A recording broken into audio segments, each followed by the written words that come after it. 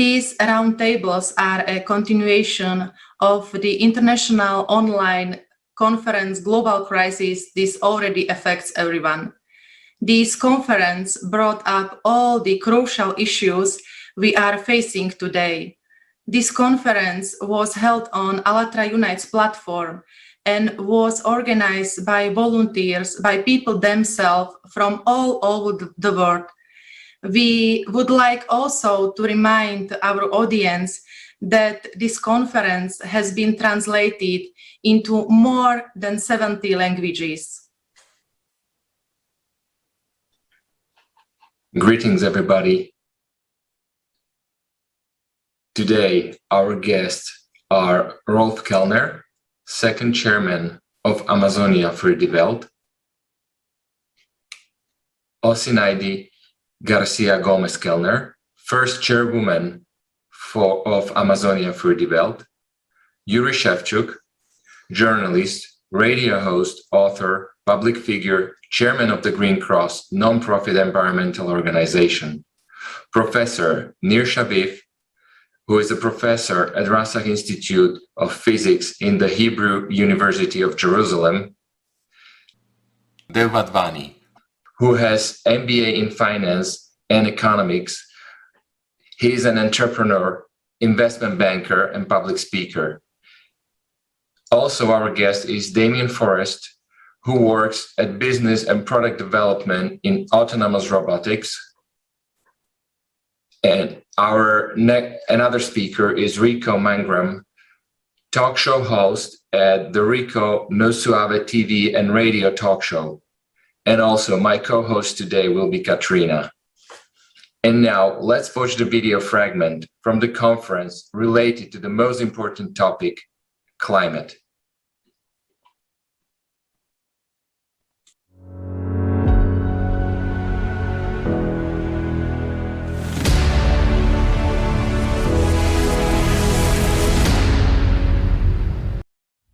Summer of 2021. Fires, floods, hurricanes, and abnormal heat waves. What is happening to the planet? You are used to hearing that global warming on the planet is due to human activity. The truth is, the problem is much more global than that, and it is rapidly gaining momentum, and there is nothing we can do to control it. The reasons for what is happening are within the planet, which has entered a period of global cataclysms.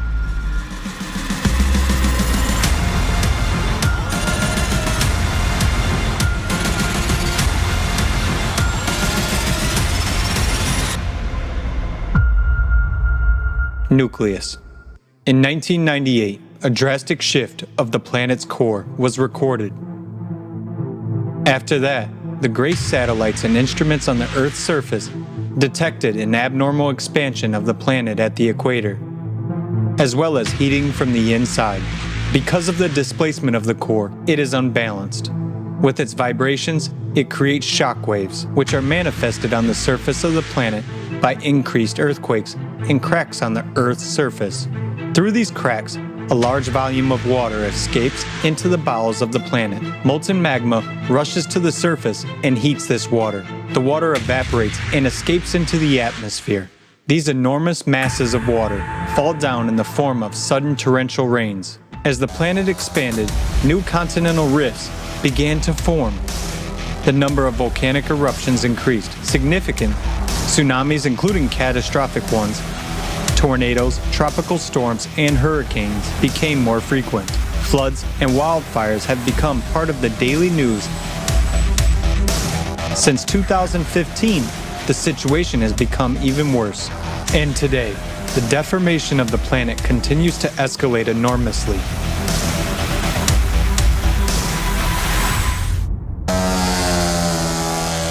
Earthquakes. Earthquakes with magnitudes greater than 8.5 have increased dramatically over the past 20 years. Since 2003, synchronization of seismic noise began, which means that the Earth is preparing for a mega earthquake. According to scientists, it will occur in the Japanese archipelago and will have a magnitude of more than 10, which is 32 times stronger than the 2011 Tohoku earthquake of magnitude 9. Entire countries could disappear from the face of the earth at any moment. Volcanoes. Since the beginning of the 20th century, the number of powerful volcanic eruptions has doubled as a result of growing internal energy of the planet. There has also been a steady increase in the strength of eruptions and the amount of ash and lava that has been released. Today, about 600 million people live near active volcanoes, capable of destroying entire cities at any moment. And every day, the probability of these events is only increasing. Glaciers. Greenland and Antarctic glaciers are losing 3 times more mass than 30 years ago. We are told that global warming is the cause. We are not told that the glaciers are melting from the bottom up because of the intense release of heat from the Earth's interior. For example, Antarctica is only melting on the west side, where there is a huge magma chamber. Greenland's glaciers are shrinking for a similar reason. Obviously, man has no influence on what is happening. World ocean. In 2019, the temperature of the world's oceans rose 0.075 degrees Celsius above average. This may not seem much, but in fact, the numbers are catastrophic. The energy for such heating is equivalent to the explosion of 3.5 billion atomic bombs dropped on Hiroshima. And this energy came from the very bowels of the Earth. Melting of the sea ice and expansion of the warming water has caused the sea level to rise by almost 15 centimeters in the last 30 years. And this is just the beginning. There has also been an increase in the number and power of storms, as well as a significant acceleration of currents. Hurricanes, tornadoes. The year of 2020 broke all records for the frequency of hurricanes and tropical cyclones on the planet for all time. Because of increasing humidity and rising temperatures, the intensity and number of tornadoes has increased. They have become more frequent, where they used to be rare. Since the 1950s, the number of tornadoes in Europe has increased tenfold and continues to grow.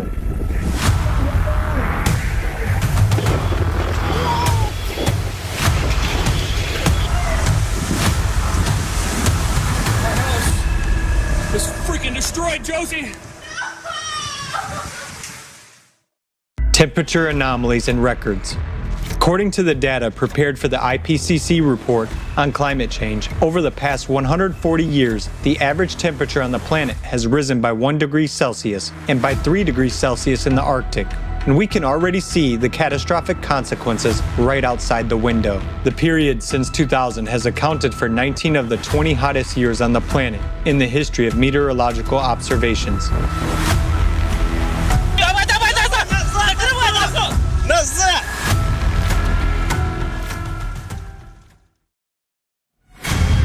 Floods.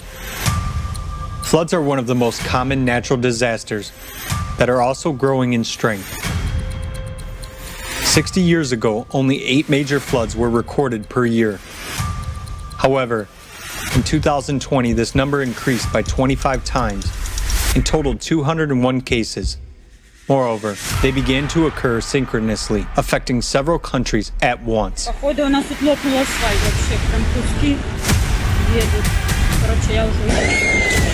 According to the National Oceanic and Atmospheric Administration, NOAA, the number of floods in the U.S. has increased by approximately 100% over the past 30 years.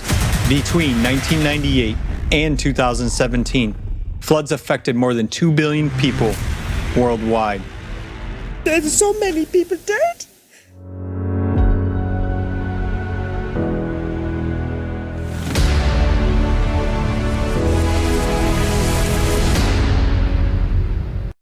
Video was prepared for the climate section of the conference, but today we are going to talk not only about climate, but also about artificial intelligence, also about consumer format of our society. And finally, we will end with a creative society as the only possible way how to save life on Earth.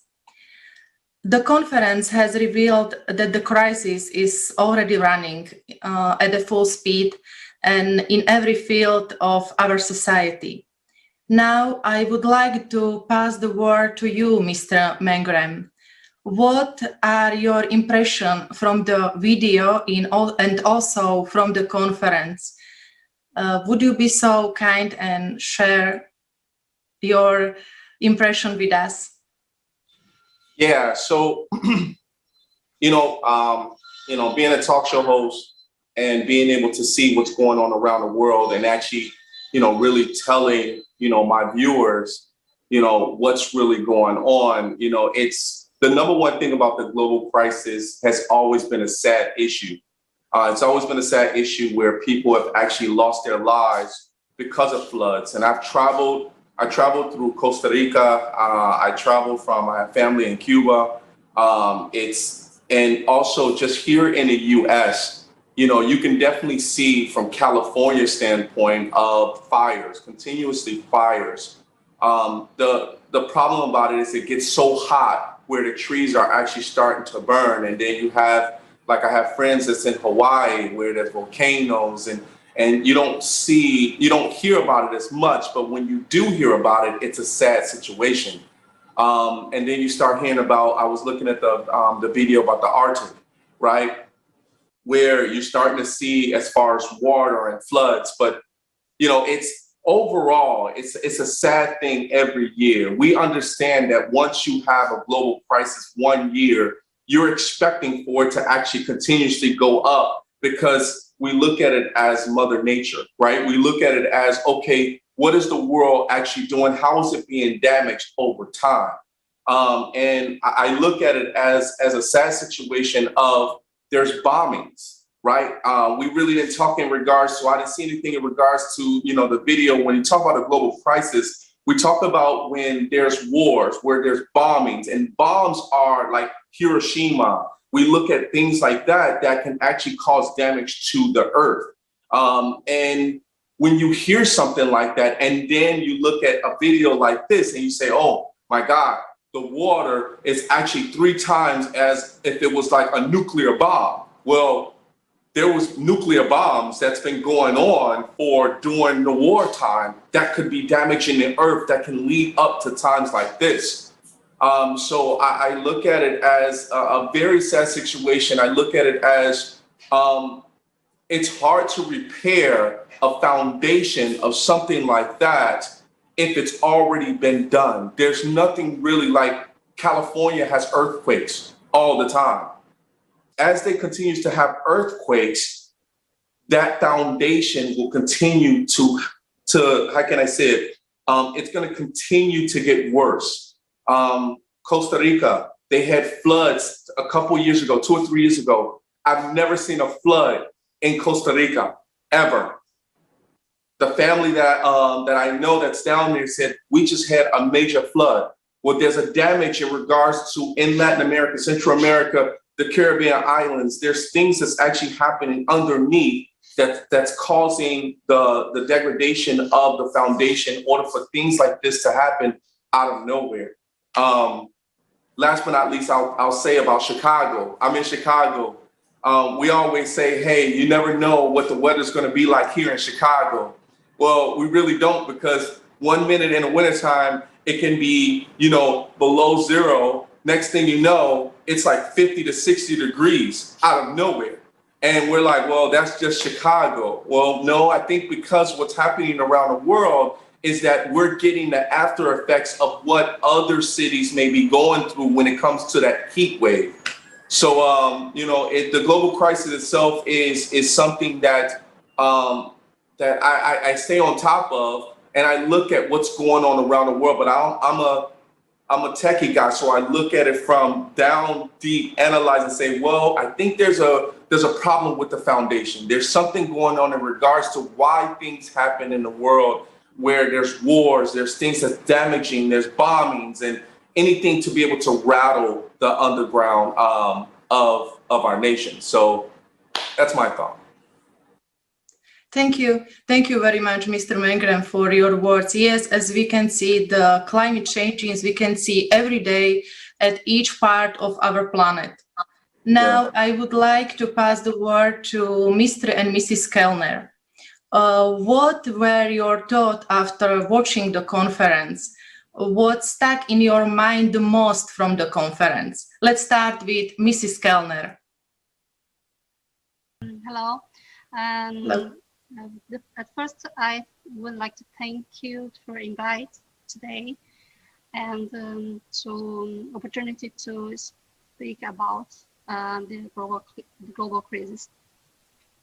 I'm sorry for my English because I have today spoken too much German, and I try to speak correctly, and that you understand me. So the impression that I have from this video is we see here in German is very current, and I see in this video that that should be a natural process of the nature. But my question is if this natural process should be so fast, so rapid. My ascendant Indian in Amazonas. I'm from Amazon in Brazil, and we have. I think that we should treat the nature good. If you will not treat the nature good, the answer is like a tornado, for example. Thank you. And Mr. Kellner, I would like to give you the same question. What would you say after the conference? Your understanding? First of all, thanks as well for the invitation and to have the chance to speak with you all. And I lived 4 years in Manaus, which is the capital of the Amazon state. So it has more than 2,500,000 inhabitants. And yes, I studied informatics, so I'm a SAP consultant, senior consultant, and worked my life for this big companies like Siemens, RWE, E.ON, which are, I hope so, thinking as well about this topic. And the question is, and this is the reason why we started with this NGO, the own NGO, is that we want to help stop this climate crisis if it's possible. I don't know, I'm not a scientist. Which ways we have? So we started with one project which is fully financed for bought a house for autistic children in Manaus, but this is not the topic. So this is helping people over there. And another topic, another project is Museum of Amazonas, MUSA. It's called MUSA. Mr. Masny has a link on the internet. And Filippo Bassi, I invited yesterday. He's the director, actual director there. And he is an archaeologist. So I think he is thinking a little bit more than 2,000 years, more or less millions of years. But he wasn't able to participate today. So this is a pity. We have another contact with a family member in Brasilia, capital city of Brazil, because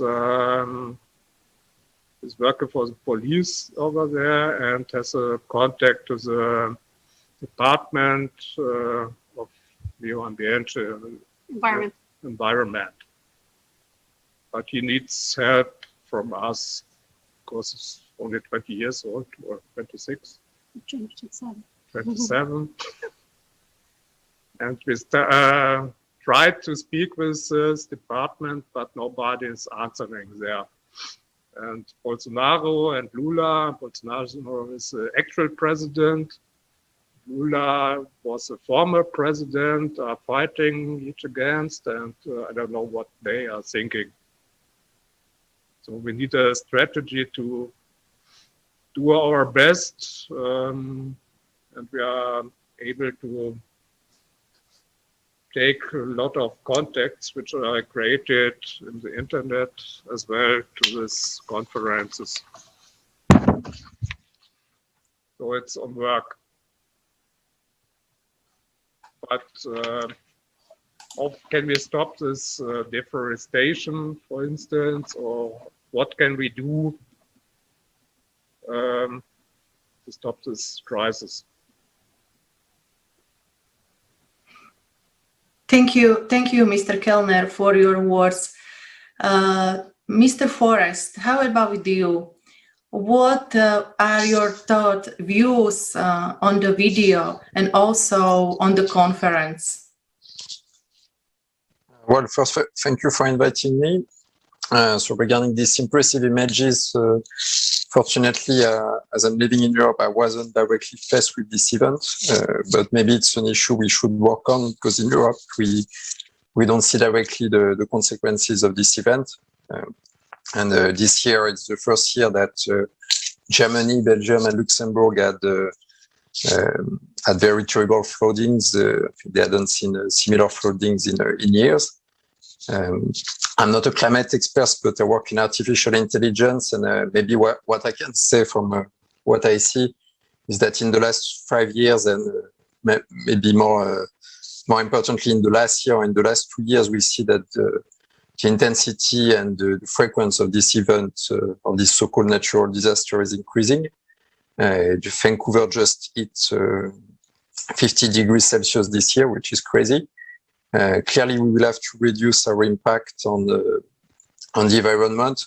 But I think also we can ask this question is how we can use more of our technology to let's say, better master or predict this event, even if we cannot directly prevent them. And also probably manage the responses to these catastrophic impacts, because probably we are not ready. The example of Belgium, Germany, just 1 month ago shows it.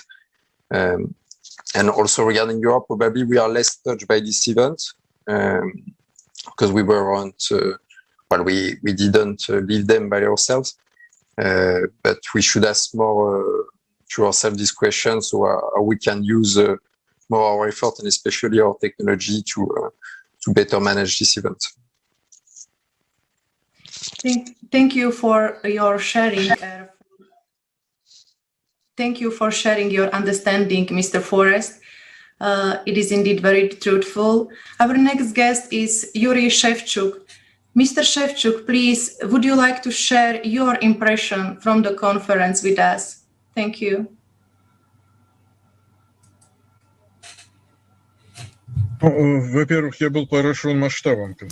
First of all, I was amazed and impressed by the scale of the conference. That was my greatest impression and feeling, basically. It was a wonderful job, great job, and it's amazing that it was done on the volunteer basis. It's just wonderful. And secondly, it was very interesting to observe how nature seems to be acting, you know, like a conscious being, like something that possesses a mind. It turns out that there was a certain plan which nature had, and nature acts according to this plan, and it conducts such type of actions. Of course, it's not so, but it looks like this. On the first sight, there is such impression arising. I remember that in the years of my childhood, the rivers were more full with water, but now they are like little springs, which just rolling somewhere between the hills. And in my childhood, I was said, don't go there because you can drown there. But now, not even a frog would not drown in such a river. So I really want to say that the changes in climate have been going for throughout the existence of humanity, and of course they are not always due to the anthropogenic factor, but of course they relate to a certain extent to a human activity, but not as fatal as it seems to many people. But from this, we shouldn't make a conclusion that we cannot do anything at all. We can do a lot, and we should try to do this. At the conference, I saw a lot of people who are already ready to do something, and they are already acting. And that was my second great positive impression of the conference. Thank you, Mr. Shevchuk, for sharing your thoughts. Thank you that you said that this climate changing is not about the anthropological factor, but it's about cyclicity.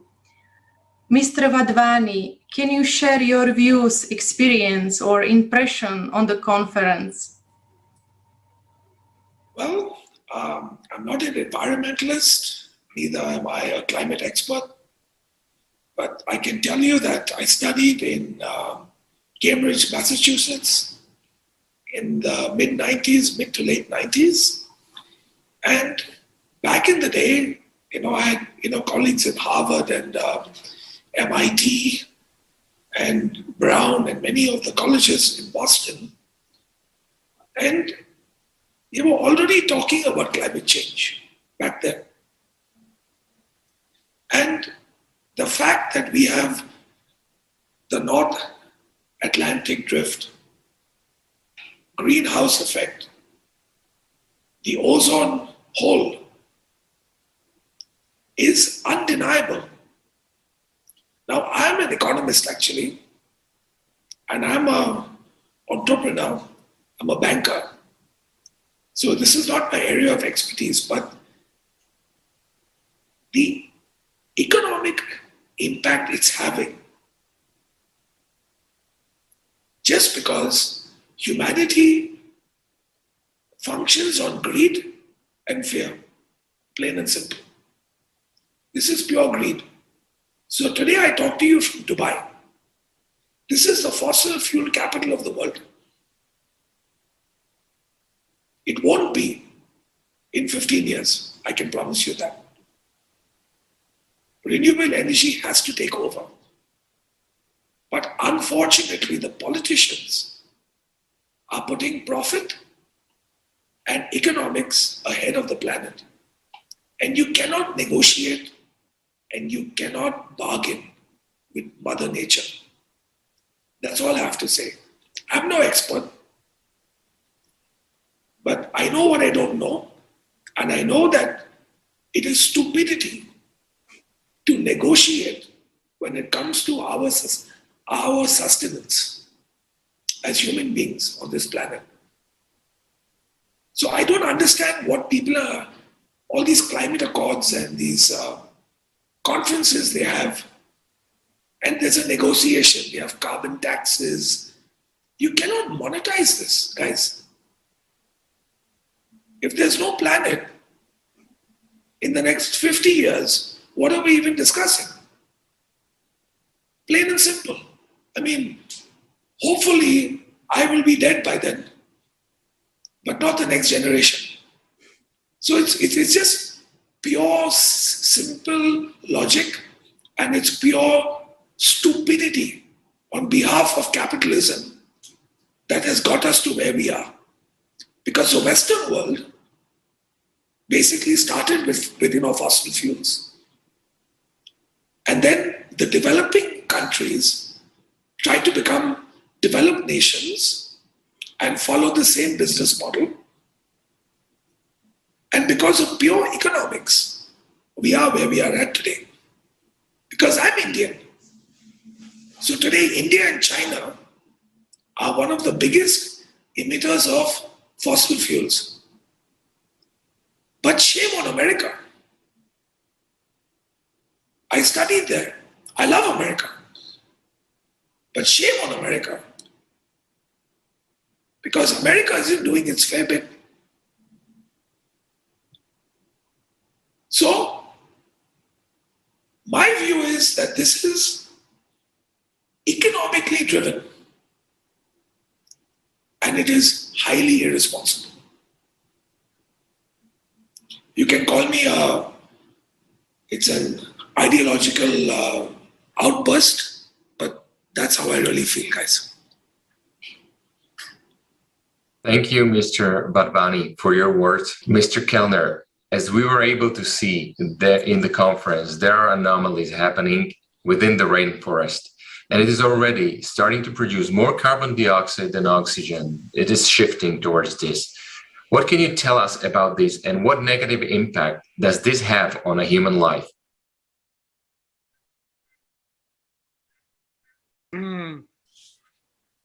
Yeah, it's difficult because the state of Amazon is okay. We don't have a lot of deforestation, but the state of Pará, Tocantins, and so on, the northeast, is changing. So politics from Bolsonaro, I don't know if this affects the deforestation, because this exists since 20, 30 years, since the world is existing. So I think we need to speak with somebody over there who has the right numbers. In Germany, politicians are totally against Bolsonaro. They want the other president, ex-president Lula, back. That's the tragedy of Merkel and co. But Germany and Norway had an Amazon Trust, which is stopped, so no money is going to Brazil anymore. And if you are opening YouTube, for instance, and searching something there, Norway uses for deforestation, not for reforesting projects. So there's a lot of politics in the way. So as politicians, I don't know if we have luck to do anything. The other topic is the CO2 topic. In your conference, 12-hour conference, you explained everything about CO2 and about the middle of the earth. So, for instance, in Greenland, the heat is coming from above and not from this jet stream. So nobody says this in the media. I need to speak with somebody who has these numbers in the hand, which doesn't depend on any politicians.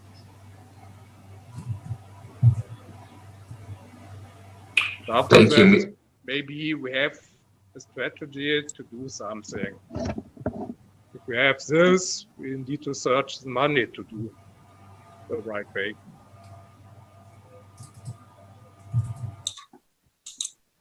Thank you, Mr. Kellner, for these important words. And as you have touched upon the Amazon rainforest, Mrs. Kellner, what is the alarming situation at the moment with the state of the Amazon rainforest? How negatively does it affect life on the entire planet? The current situation in Amazon, we have this two-arm every year, and now we have the big Amazon River that we have more than 30 centimeters. Flood. We have a flood too, but in the fire that the maiden to show a current, that's happens every year since always. I don't know why they show us horror, some things that for us normal, not I think I say not good, but I say that's not surprise for the people that there live.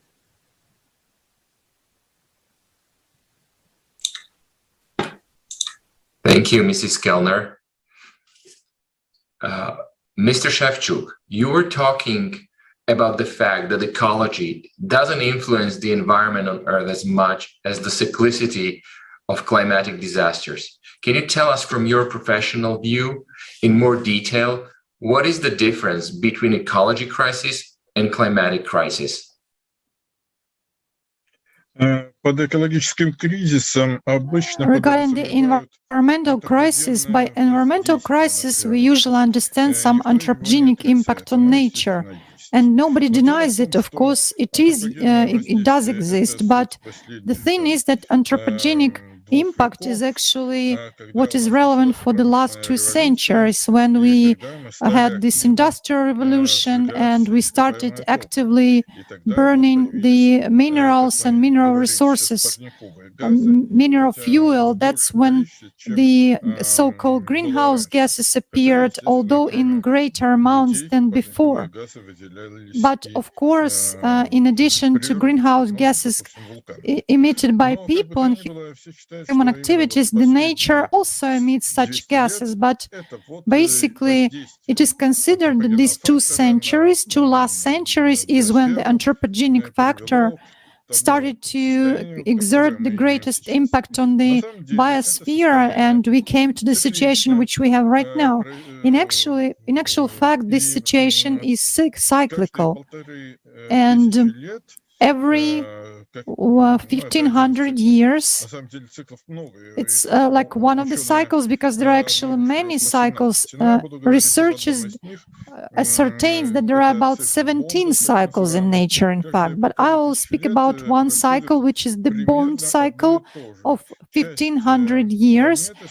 Every 1500 years, we have almost the same, like a part of our planet becomes totally inappropriate for living conditions with different reasons. And from there, people just begin to escape. This is what is called migration of nations, which happened 1,500 years ago, the Great Migration, which was due to drought in steppe region in Central Asia. And before that, if we scroll back another 1,500 years, 3,000 years ago, there was another Aryan migration by the Aryan peoples. And every time it was due to the destruction of civilizations and with some new cultural changes and, let's say, new cultural paradigms on the planet, and also the changes of morals, ethics, aesthetics, etc. So every time there is such an impression that, as if, someone just erases everything that people have done before that, and people have to begin everything from the beginning. Not quite so, not from the very, very beginning, because we still have a lot of left after the Roman Empire, but still we had 3 centuries which were called the Dark Centuries, and at that time culture basically and civilization, they were actually in stagnation, they didn't develop, and only afterwards, after again climate change when there was the climate optimum in the Middle Ages. Then we actually began to develop culture, arts, and civilization as a whole in Europe and in all other parts of the globe. Once again, I emphasize that all these events were happening actually at the same time. Even in the undiscovered yet America, in the old world, in Europe, and I guess in Australia as well, but we don't have data about that. This is the situation we have, and these events were happening actually before the moment when the last glacier left, the Valdai glacier. And our entire Anthropocenter actually is now split into, this cycle is split into 1500 year cycle. Thank you. Thank you, Mr. Shevchuk. These are very important information that you shared with us. Professor Shaviv, can you tell us about the factors of climate change that humans have no control over? And how important is it for people now to consider and talk about all the factors of climate change? And also, do we have the resources today to be able to adapt and survive? Indeed, humans have had some effect on the climate. I'll mention it a little bit at the end. But besides that, there are a lot of variations that we see on various timescales over the past, or on timescales of centuries, for example. We see variations which are typically of order 1 degree, and we can attribute that to variations in solar activity.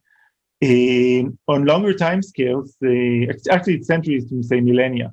On longer timescales of tens of thousands of years, we have seen ice ages come and go, and these are probably due to what's called the Milankovitch cycles, which are changes in the orbital parameters of Earth, like the amount of electricity, the inclination relative to the orbit, and so forth. On longer timescales, on timescales of millions of years, we see variations. Some of them can be due to changes in the atmospheric composition, which are due to, say, volcanic activity and also activity like tectonic activity. But these are very short, very slow changes. In addition to that, we see that our galactic geography also affects climate here on Earth. So on these long timescales, the variations that typically we witness, so on Milankovitch cycles, we see variations which are typically, say, 5 degrees globally, maybe a little bit less. On geological timescales, we have variations which are maybe up to 10 degrees globally. Over the past, say, billion years, we have seen periods during which Earth has had glaciations, and the intermediate periods, which is actually the norm, where we didn't have any ice caps whatsoever. Now, the human contribution that we have been responsible for is comparable to the solar activity, namely something which is of order 1 degree. So everything adds up to a changing climate, and the size, of course, depends on the timescale that we're looking at.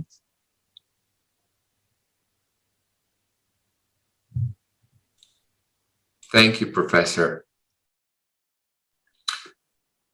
How can artificial intelligence serve the good of all mankind?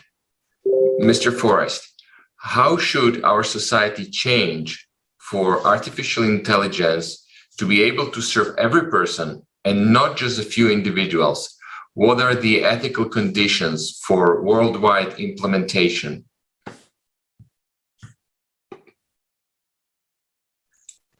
Well, thank you for the question. It's a broad question.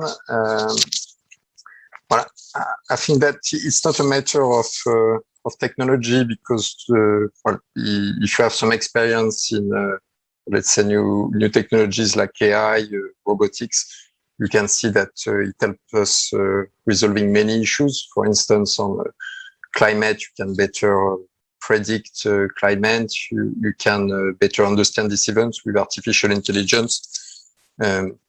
So probably and it doesn't limit to climate, of course, because of artificial intelligence, we can help us on many issues regarding agriculture efficiency, health issues, also on, well, let's say, having more hazardous job done by robots with AI than humans. So the matter is not the technology, it's probably, well, for climate, yeah, I think it's a matter of responsibility, because as we have seen together, maybe we are not fully clear on the responsibility of this disaster. Is it due to the cyclicity, or and what part is due to the effect of humans on the environment? So what I would say is that, well, for AI to be better used, and it's already used for many applications for goods, but we should do more. Well, is that as a society, as investors, as politicians, and also as individuals, we should favor our investment on technology that will produce more goods than wrong. It's the case if you look case by case, technology by technology. You see that some technology are more for only cost reduction, and others are more for helping us solving problems that are really difficult to solve, like the climate change. So I don't think there's an easy answer, but well, we should definitely invest more in technology for the good of the environment. I don't have the exact figures, but looking at some figures like the investment of on the market, sorry, for artificial intelligence in biotechnology is just 1 billion euro, where the market for logistics services is 50 billion euro. For climate, I guess it's the same. Probably it's limited to 1 or 2 billion euro, and we should definitely put more money. But for that, we need more notion of responsibility.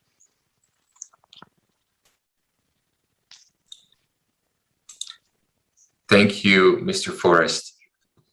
As we were able to see, and as you mentioned, artificial intelligence can be very useful and helpful, but not in the consumer format of society.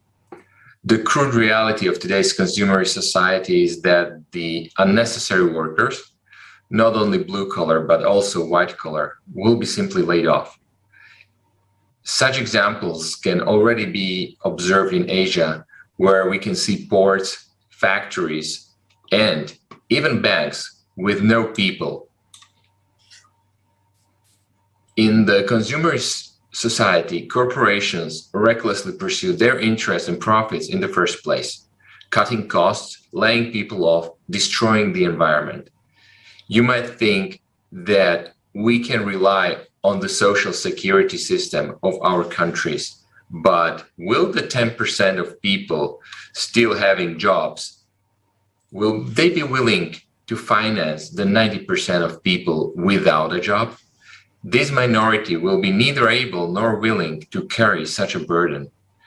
This will only lead to social unrest and everything that comes with it. Mr. Wadhwani, in your opinion, what is the danger of developing and implementing artificial intelligence in consumer society? How do you see the consumer crisis that we are about to face and already facing, and it has actually already started? Are there any necessities that we as humanity need to do in order to survive it? I'm very, I'm a 50-50 man, because I grew up as a capitalist. And when I went to the States and studied as a young Indian boy, capitalism was something that I truly believed in. And it's not just artificial intelligence, it's also technology that has taken away jobs.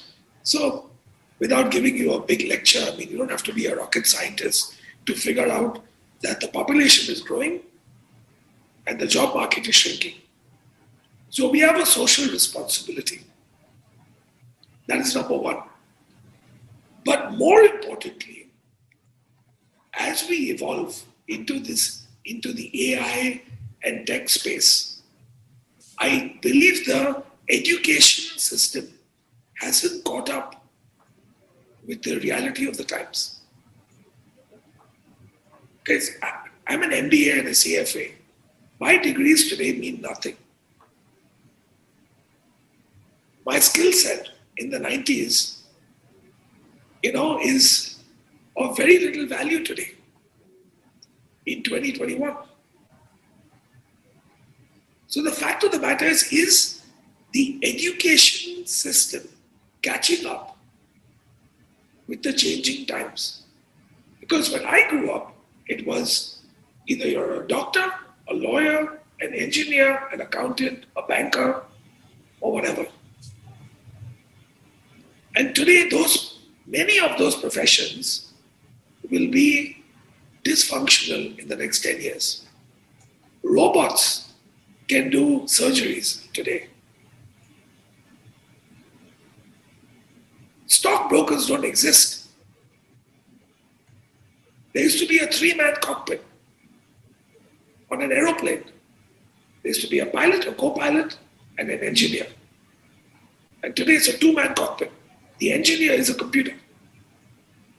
I can go on with the examples. We'll have driverless cars. That's what Elon Musk is going to be rolling out. So an ordinary person who basically seeking employment could drive an Uber, but today you will have driverless cars in the next 5 to 10 years. So it boils down to the education system, because the next generation, I have my friends' kids who come to me for counseling, and they're asking me, what should I do? And honestly, guys, I really don't know. Because I have to upgrade my skill set. I'm an MBA and a CFA. I have to keep upgrading my skill set to be relevant in today's society. So what worries me is the next generation and the education system. What are we going to teach the next generation so that they can basically be relevant with AI and technology? That is my biggest concern. It's all about education.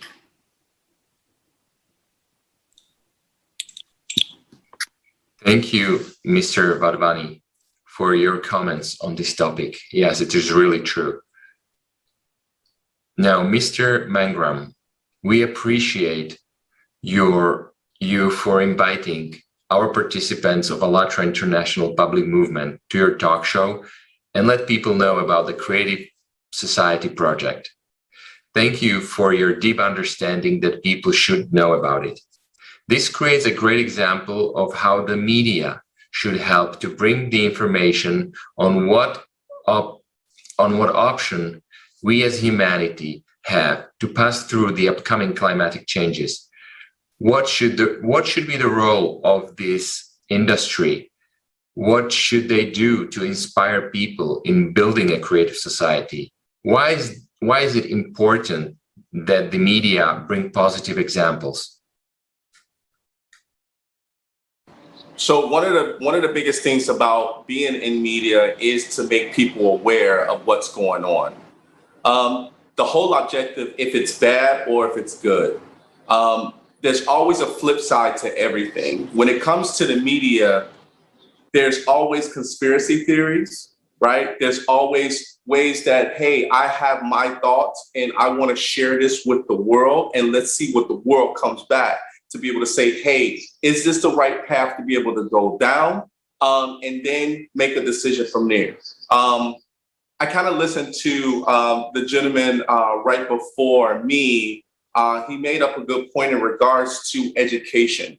And education is the key. Education in regards to my talk show is to educate people in regards to things that they need to be aware of, and then they make their own decisions. But it's almost as if the education has to happen from our youth and also for the elderly. right? So that means that whatever that we're trying to get across in regards to create a society, we have to let people know that the positive image or the positive ways that we have to go about educating people and for them to be able to make their own decisions is the right way to go. Now, of course, this world is all about, let me make my decision, it's my choice, and then move from there. But the media is the way to actually get that out there, because once they start to talk about it, boom, you have them. Everybody knows about it. So now that everybody knows about it, it's like you're promoting an idea. When you're promoting an idea, people tend to see what that idea is, and then they continue to talk about it. Either if it's good or if it's bad, it's always a promotion. It's always a way of educating them to say, hey, you can go and talk about this, but here is the foundation of what we're trying to get out. And that's basically what my show is about. Positivity all day. Positivity in regards to what I want to be able to bring out to the audience and out to the world. But then, of course, it's all about what the world wants to be able to take from that. So, hope that helps. And I totally agree with you that the role of media is educate people and to bring positive to the people each day. Dear viewers, let us now watch a video interview with Dr. Yusuf Sidani. Dr. Yusuf Sidani is a professor of leadership and business ethics at the Olayan School of Business of American University of Beirut in Lebanon. This interview was taken for the roundtables after the conference.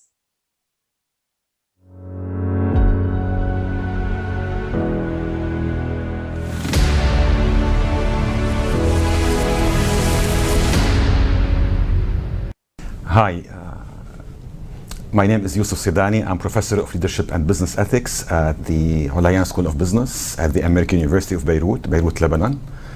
I have background in business. My undergraduate degree from AUB, from American University of Beirut, was in business. I have an MBA from Indiana University and PhD from University of Mississippi. There are several crises that face humanity nowadays. Some of these crises pertain to the environment and things that are around us in the ecosystem. But I think many of the more inherent problems relate to issues of how people can talk to each other. Our inability to be able to live with each other, to talk to each other, to understand each other, to tolerate each other, leads to crises in the other areas. We understand that the resources are getting more scarce. The things that we use in production are becoming less abundant. People cannot stand motionless regarding the problems that they face. If we only wait for others to solve our problems, then everybody will be waiting for somebody else to solve their problems. People need to take the initiative in solving their own problems and the problems of their communities.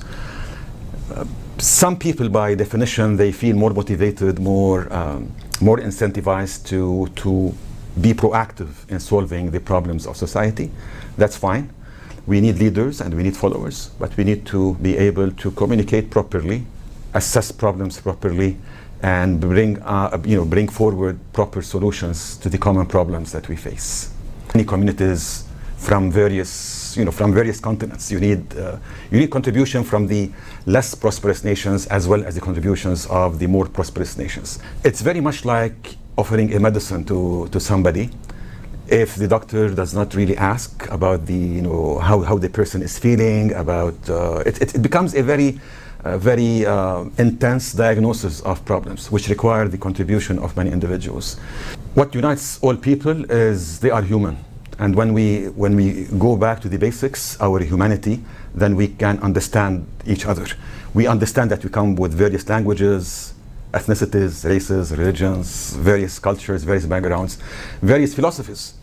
But after all, we are people, we are humans, and we need to understand that this is the basic common thing that brings us together. When we go back to our humanity, we'll become better people, and we'll be able to solve together our community's problems.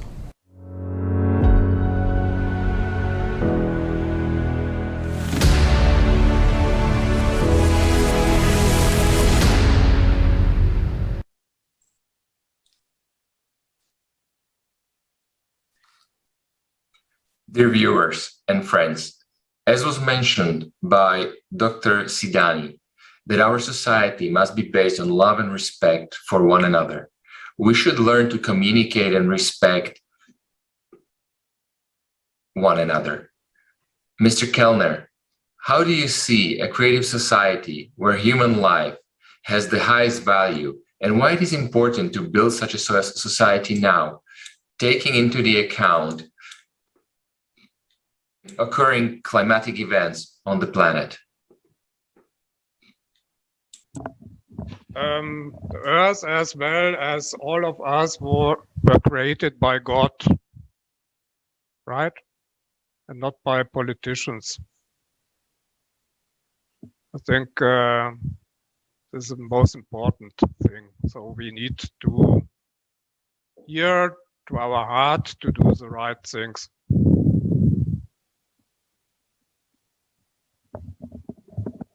Was short form, and everything else you explained in your conferences for about 12 hours per conference. So for this, we are here, and we will work what is saying our heart, and not Merkel, Bolsonaro, Lula, and so on.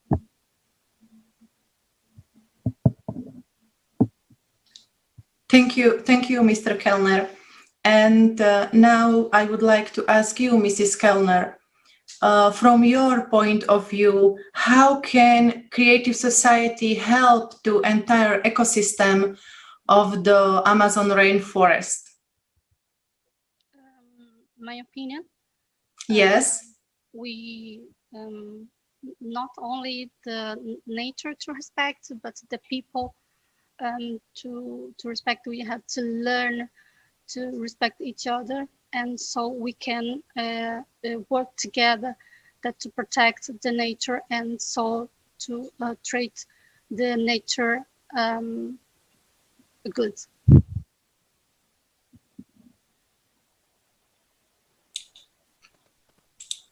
Thank you, Mrs. Kellner.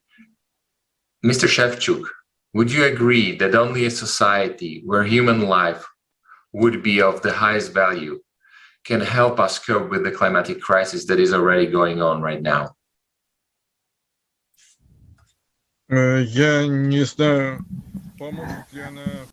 I don't know whether it will just help, cope with all the crises, with the climate crisis in particular. I would like to say once again that climate crisis is not what depends only on ourselves.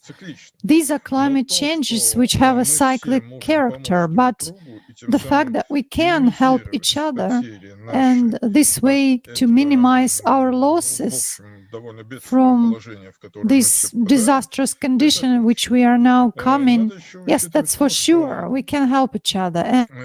And we should also take into account that these cyclic changes have been taking place not for the first time, and we can see how people actually used to react to such changes, how they created certain communities which helped each other, at least in the time of the Middle Ages, when there was the so-called Lesser Ice Age. What they done in the antiquity, when there was this anti-climatic minimum. And going back to history, we can say that every time only those communities survived who undertook the functions of education, preservation of knowledge, spread of knowledge, and creation of something new, creation of a new information.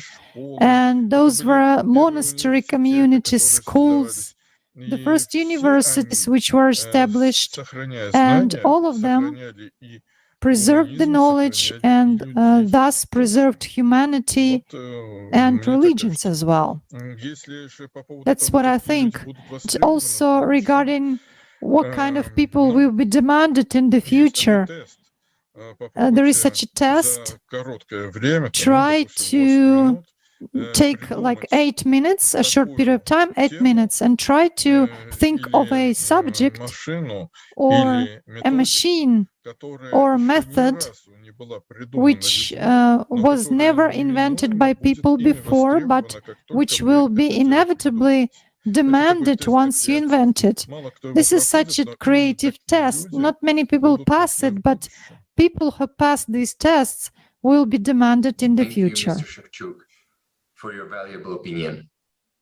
I would like to pass the word to Professor Shaviv and ask his opinion on the society we should build in order to preserve life on this planet. I think natural disasters are a relatively minute problem. We think, we might see it in the news as something large, but natural disasters have been with us for ages and they will continue to be here.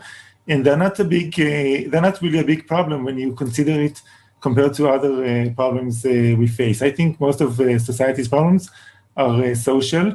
We have seen the unrest, for example, that,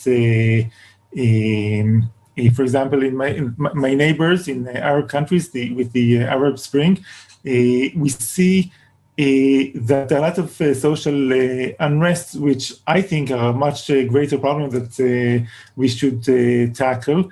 We should make sure that more countries become democratic. We must make sure that more societies advance technologically and socially so that they will be able to tackle natural disasters that do take place. I'm an optimist, but I think that we should invest our resources in social problems, and that would make everything more resilient to tackle natural and other problems. Thank you, Professor Shaviv, for your optimism. Dear Mr. Vadvani, how important is it for us to unite in order to create a creative society in which human life will be of the highest value? The biggest thing that concerns me today is the rich-poor divide. So like I shared with you in my interview a few days ago, the top 1% of the planet actually owns 99% of everything. And this is published by the IMF, the International Monetary Fund. And out of the top 1%, so let's say we have 7 billion people on this planet, 70 million people own 1%, 99% of everything. Now, this is a very scary stat. And out of that 1%, back when it was in Davos, I think about 4 or 5 years ago, the World Economic Forum, they said 42 people own half of everything. And today it is under 25 people that own half of everything. In my opinion, capitalism has failed. I grew up a young Indian boy, US educated, believing that capitalism was the answer. But today I believe that capitalism has failed middle class society. And this is something that concerns me gravely. And governments today believe the only answer is to print more money. And all that does is add to inflation, which basically the middle class is getting squeezed every single day. So I'm worried about a social revolution at some point. Because understand, the US has a welfare system, Europe has a welfare system. India and China don't. I'm Indian. I don't get any handouts. I have no medical plan by my government. Neither do I have any kind of welfare plan if I'm unemployed. unlike the Western world. And China is much the same. So I'm very worried about the rich-poor divide and the injustice of the inequality of wealth. That is not, there's no trickle-down effect to the middle class anymore. That is my biggest concern.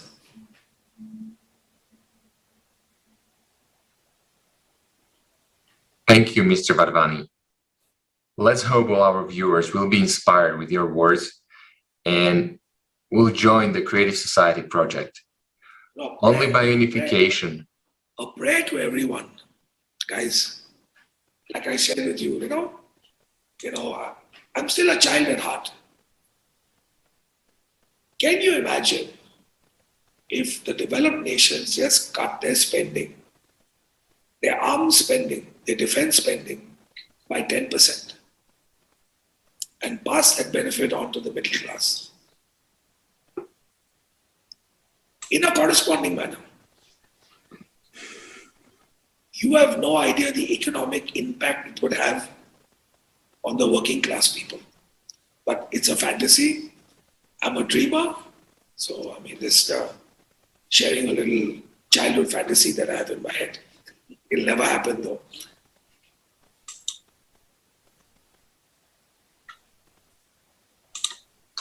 Yes, I totally agree.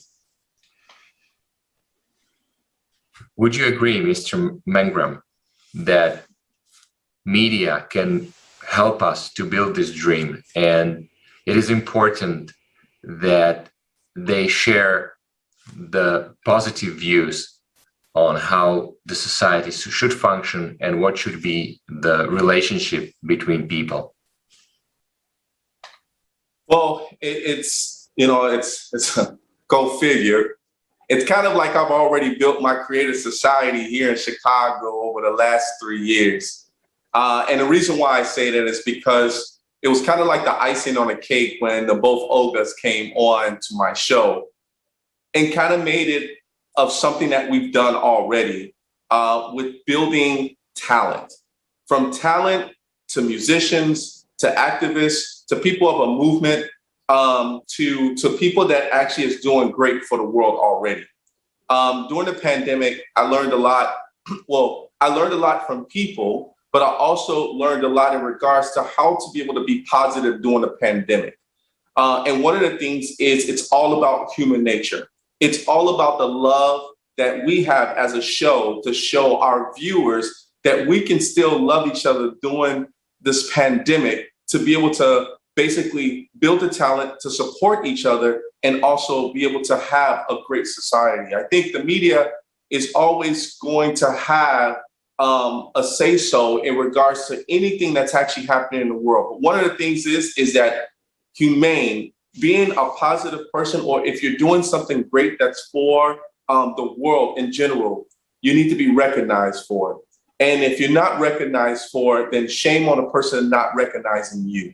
And I think because there's so many things that's going on within the world, well, especially in Chicago, there's things that's happening where our youth are dying.